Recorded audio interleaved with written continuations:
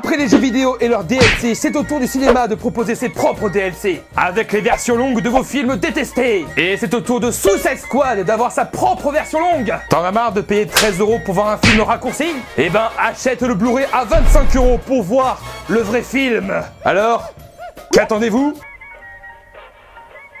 Pauvre bouffon. Nous sommes tous d'accord pour dire qu'aujourd'hui, Hollywood met surtout en avant les films de super-héros. D'ailleurs, qui en a marre? Waouh! Autant de mal levé! Et l'année 2016 a été particulièrement forte pour les amateurs de comics. Mais celui qui a suscité le plus d'effluves, c'est Suicide Squad, qui après un second visionnage m'a légèrement refroidi. Mais j'ai souvent entendu dire, ils auraient dû s'inspirer des Gardiens de la Galaxie. Et après avoir vu une BD sur 9gag, j'ai décidé de comparer les deux films en reprenant quelques points de celle-ci. Plagiat! Quoi? Ah non, j'ai rien dit. Mais je ne serai pas seul pour cette chronique. Un gars de pop me rejoint, c'est François. Salut les gars. Hier? Je t'ai pas attendu. On y va?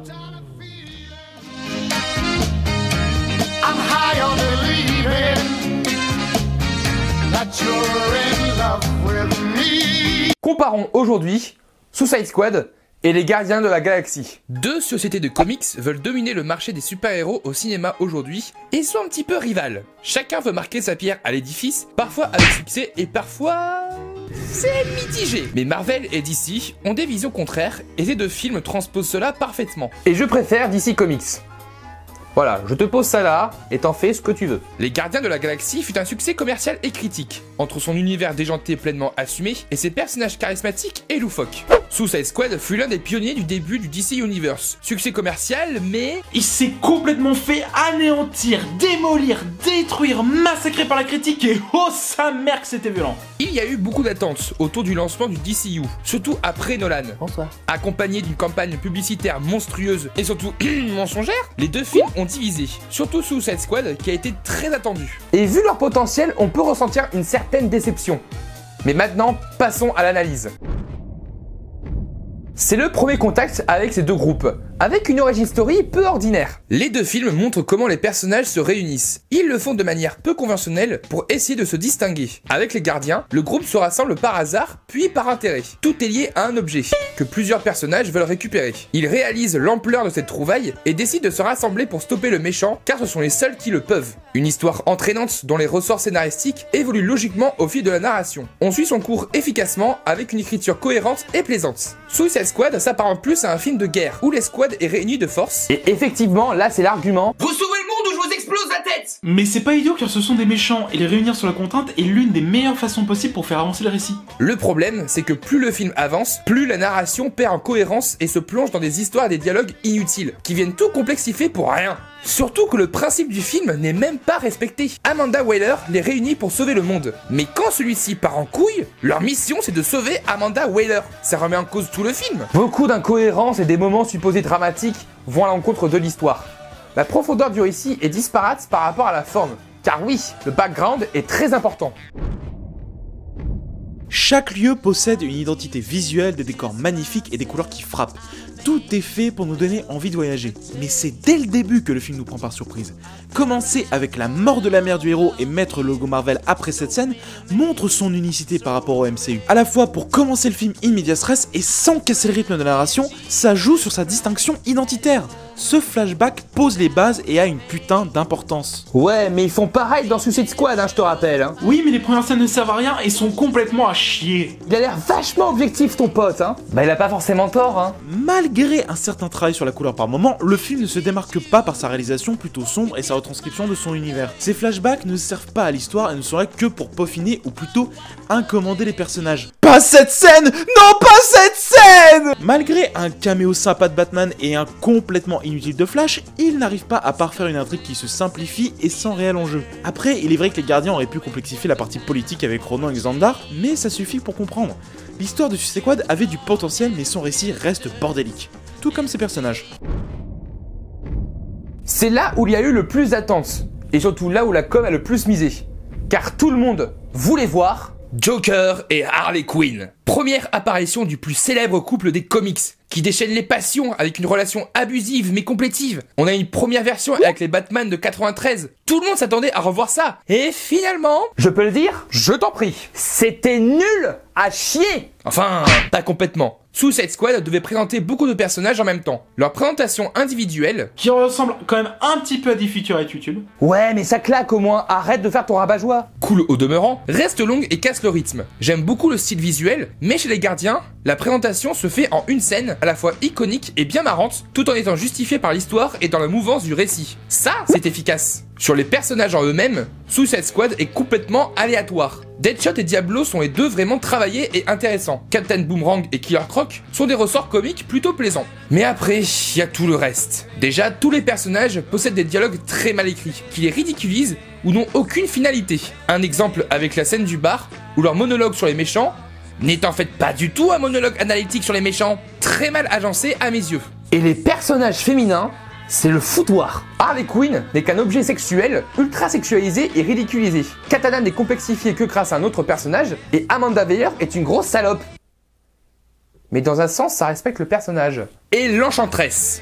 Dieu sait que c'est mon fantasme, Cara Delevingne, mais elle joue extrêmement mal. Très sexualisée, son jeu est caricatural. Et ces mouvements-là, on dirait les trucs de baudruche comme on voit dans les parkings aux States. Les personnages féminins sont très mal exploités, et c'est dommage. Et le Joker, il peut être très bon comme très mauvais. Jared Leto montre qu'il sait comment doit être un Joker psychopathe, mais il vrille entre le bon et le surjeu. Mais à la limite, les premières scènes sont cool, jusqu'à la scène dans le club, qui est ultra mauvaise et malaisante au possible, surtout avec Harley en prostituée. Et derrière, soit c'est du surjeu, soit ses meilleures scènes sont coupées et sont même pas dans la version longue. Mais pour le défendre, je pense que Jared Leto a été très mal dirigé, car c'est un excellent acteur à la base, et son interprétation, pour moi, reste un beau gâchis. Surtout qu'ils ont complètement raté son iconisation. Même Nolan avait parfaitement compris le besoin d'iconiser son méchant dans The Dark Knight, en réalisant une scène de casse dantesque qui exprime la folie et le jusqu'au boutisme du Joker. Dans Suicide Squad, David Ayer filme le Joker comme ça. Genre, je m'en bats les couilles, frère. Comme s'il avait toujours été là. Et c'est pas intéressant pour introduire les plus grands méchants de DC Comics.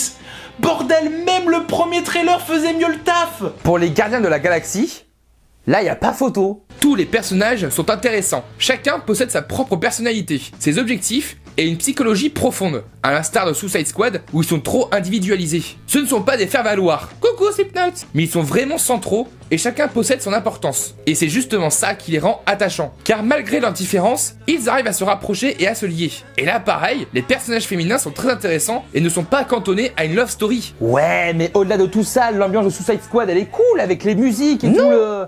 Non, non, non et non. Et je vais te le prouver.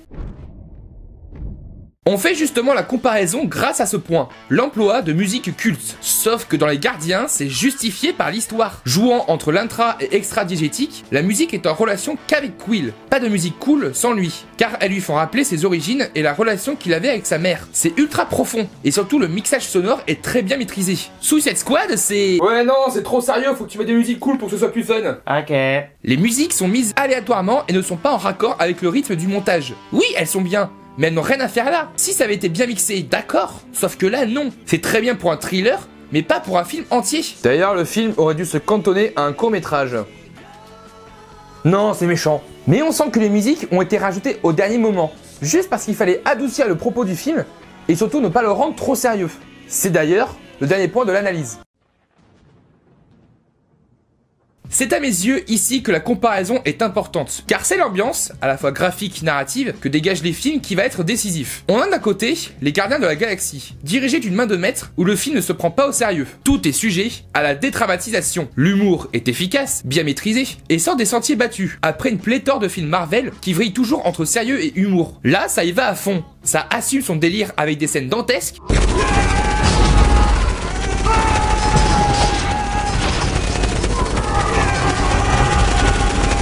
et ça fait du bien, c'est rafraîchissant. Suicide Squad est dans un éternel entre-deux. Pourquoi ? Les réactions face à ce film ont complètement changé la vision de Suicide Squad. Il devait être au départ sérieux et sombre, avec quelques points de comique, mais Warner Bros a décidé de rajouter de l'humour pour rendre le tout plus léger et tout public. Sans compter sur le manque total de liberté de la part du réalisateur, on sent que le film se cherche et ne sait pas où donner de la tête. Soit on va à fond dans l'humour ou dans le sérieux, et surtout, on le fait bien. Et surtout, le plus gros problème, c'est qu'ils font en sorte d'héroïser les méchants. Ça sert à rien, c'est pas intéressant. Ça rend le film encore plus cliché et ça n'apporte que dalle à l'univers. Surtout qu'une réflexion sur le statut de méchant, ça aurait été beaucoup plus original, surtout dans le paysage adapté de comics. Et même si le film propose des effets visuels vraiment sympas au niveau de la couleur et des effets de montage, mais parfois des effets spéciaux vraiment immondes, ça ne peut pas tout sauver. Le film possède des moments sympas, mais qui viennent à l'encontre du propos de base et qui ne rend pas honneur à l'univers. Comparer des films de super-héros n'est pas une chose aisée. Ce sont les films qui marchent le plus ces derniers temps, avec une communauté de fans intransigeante. Mais parfois, des artistes nous proposent des œuvres vraiment sympas. Les Gardiens de la Galaxie est un film vraiment cool.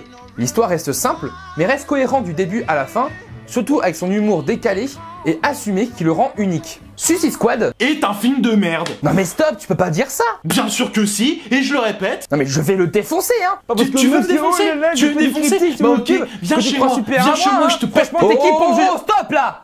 Suicide Squad n'est pas un mauvais film. Malmené entre sérieux et humour, il est gâché par d'innombrables défauts inacceptables, une campagne publicitaire monstrueuse et des attentes beaucoup trop grandes. Et ça a fait chier de voir David Ayer s'écraser devant les studios comme ça. Et on peut même dire qu'à ce moment-là, il était un petit peu... ailleurs. Non. Non. Il faut donner plus de liberté aux réalisateurs, pour qu'ils nous offrent des œuvres uniques et non pas formatées. Il faut essayer de prendre des risques pour attirer le public. Sinon, la lassitude s'installe. Avec le nombre de remakes, de suites et d'adaptations, le public a envie d'être surpris, de sortir de ce cocon d'œuvres sans âme et trop formatées. Alors les studios, laissez les artistes créer. S'il vous plaît. J'espère que cette vidéo vous aura plu. Je remercie François pour sa présence et pour son analyse constructive. Je vous mets le lien de sa chaîne dans la description. Pour ma part, je vous dis à très vite pour de grosses bêtises ensemble. Ciao!